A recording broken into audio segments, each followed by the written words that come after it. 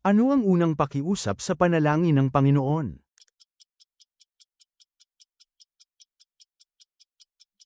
Pakabanalin ang iyong pangalan. Para kanino nilalang ang katawan, at hindi para sa kahalayan.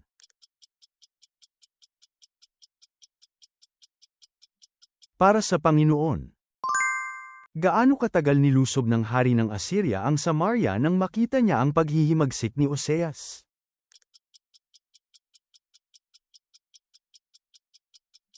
Sa loob ng 3 taon.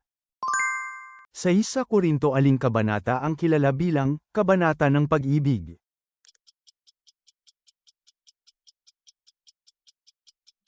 Kabanata 1:3. Bakit hindi gumawa si Jesus ng maraming himala sa kanyang sariling bayan?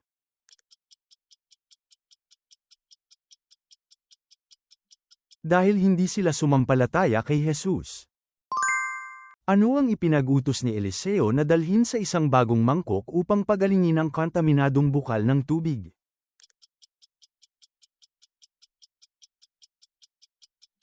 Asin. Anong talinghaga ang ginamit ni Nathan nang sawayin niya si David?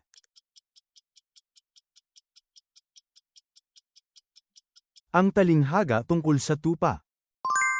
Sa awit 7 ayon sa ano hiniling ni David na hatulan siya ng Diyos.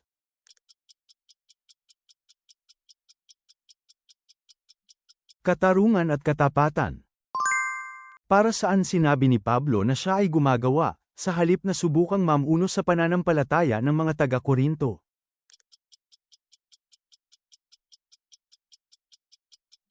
Ang kanilang kagalakan. Ilang taon namuno si Josiah sa Jerusalem?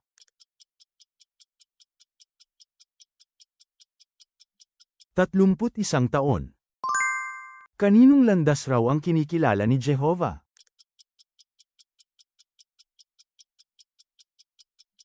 Ang landas ng mga matuwid.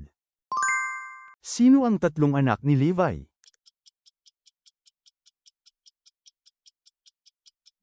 Gershon, Kohat at Merari.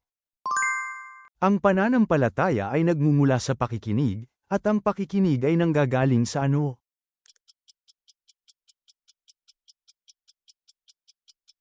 Salita ni Kristo. Sa Hebreo, sino ang tinutukoy bilang tagapagsimula at tagapagganap ng pananampalataya?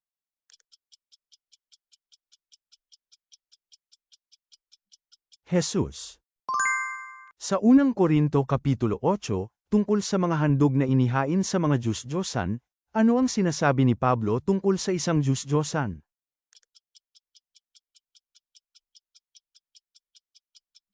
Walang anuman sa mundo. Sino ang humadlang kay Nehemias habang muling itinatayo ang pader sa Nehemias?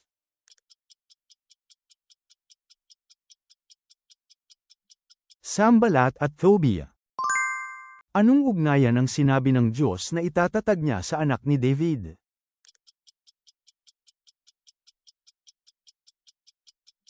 Ako ang magiging kanyang ama, at siya ang magiging aking anak. Saang bahagi ng bagong tipan inihalin tulad ni Jesus ang sarili niya sa puno ng ubas?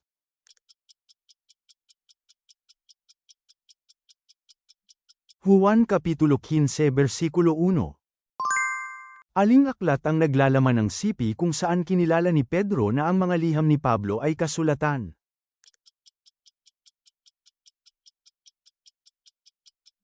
Ikalawan Pedro. Anong mga salitang ipinasya ni Esther na sabihin nang lumapit siya sa hari nang hindi ipinapatawag?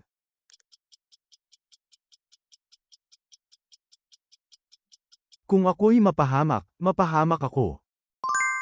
Ano ang pangalan ng kamag-anak na dinalaw ni Maria matapos niyang marinig mula kay Anghel Gabriel na siya ay maglilihi?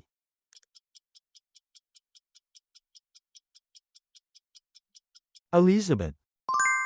Ano ang kahulugan ng Jehovah Jireh?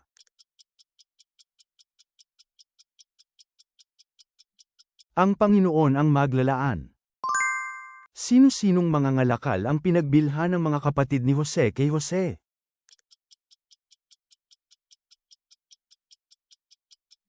Mga Ismaelita. Aling salmo ang isinulat ni David bilang pagsisisi matapos niyang magkasala kay Bathsheba?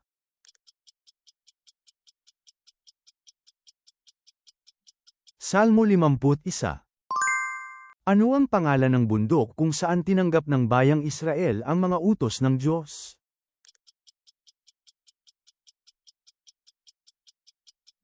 Bundok Sinai. Ano ang sinasabing sinusunod ng mga taga-Galasya?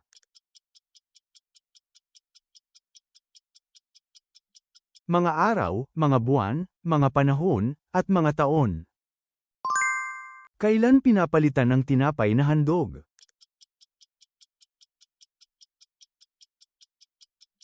Tuwing araw ng pamamahinga.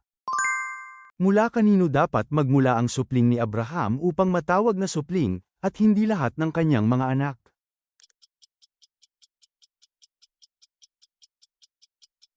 Isaac. Sa Apokalipsis 7, aling dalawang tribo ang wala sa listahan ng 144,000 na tinatakan?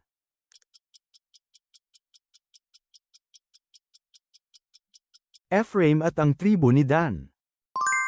Sino sa mga alagad ni Jesus ang dating isang zealot?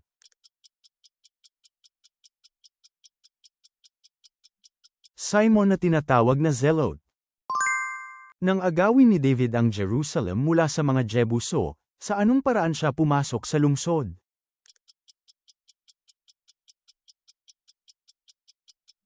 Sa pamamagitan ng daluyan ng tubig. Sino ang unang dalagang nakilala ni Jacob sa bahay ng kanyang tiyo na si Laban?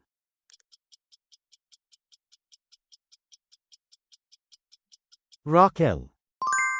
Sino ang sinabi ni Jesus na kasama ng mga nagkakatipon sa aking pangalan, kung saan may 2 o 3 nagkakatipon?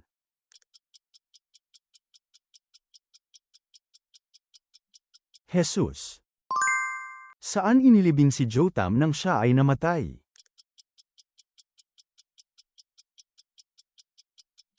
Lungsod ni David. Pagkatapos magkasala nina Adan at Eva, ano ang ginawa ng Diyos para isuot sa kanila?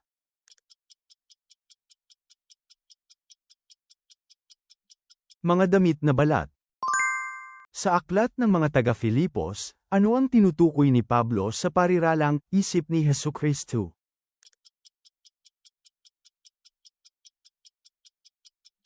Kababang loob at pagsunod.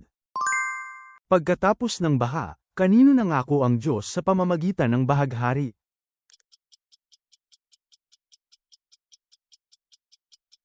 Noe. Sa bagong tipan, ano ang inilarawan bilang kasangkapan ng katwiran?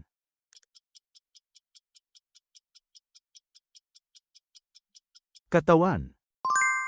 Anong aklat ang nagtatala ng babala ni Juan tungkol sa mga mangyayari sa katapusan ng mundo?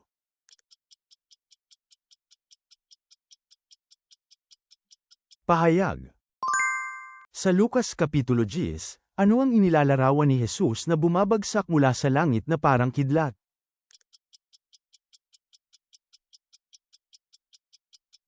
Satanas. Salamat sa panunood. Ibahagi ang inyong mahahalagang puna at kaalaman sa Biblia sa mga komento. Ang pag-subscribe at pag-like ninyo ay malaking tulong para makagawa pa kami ng mas marami pang Bible quiz.